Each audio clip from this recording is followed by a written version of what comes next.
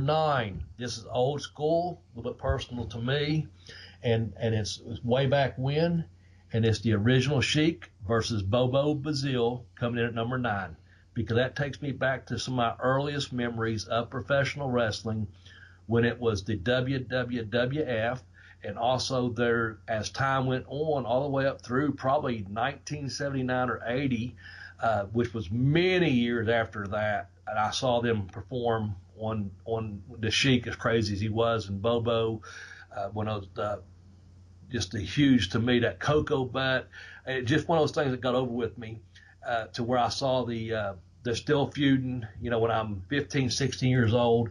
When the Sheik ran his territory, he would bring in Bobo Bazil, and he used to run Huntington, West Virginia, and I got to see that match live eventually. But it's also one of the few. I have an aunt that's deceased now, that I used to watch TV with. Sometimes we'd watch Baltimore Orioles games, Baltimore Colt games, and we'd watch professional wrestling together when I was 4, 5, 6 years old. And so I remember watching it then, but also when I first came to Ashland, Kentucky, out of middle of fucking Baltimore to here, that was one of the first things one of the first matches, I should say, that I saw live as well.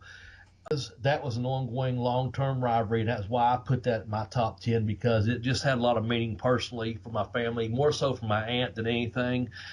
Just going back to, like I said, she's deceased now, and that was one of those things I shared with her, man. And I got to share it with my brother as well, as one of the very first matches I saw live.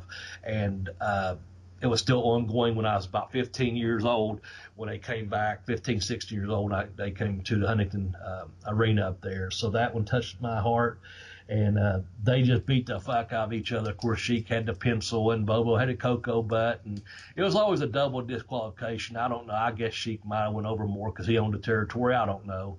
But it was just ongoing for me. So that was number.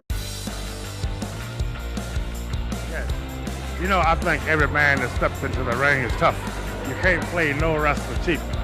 I believe if a wrestler go back into his dressing room and put on a pair of tights and come and step into any man's ring, you got to have a lot of respect for him.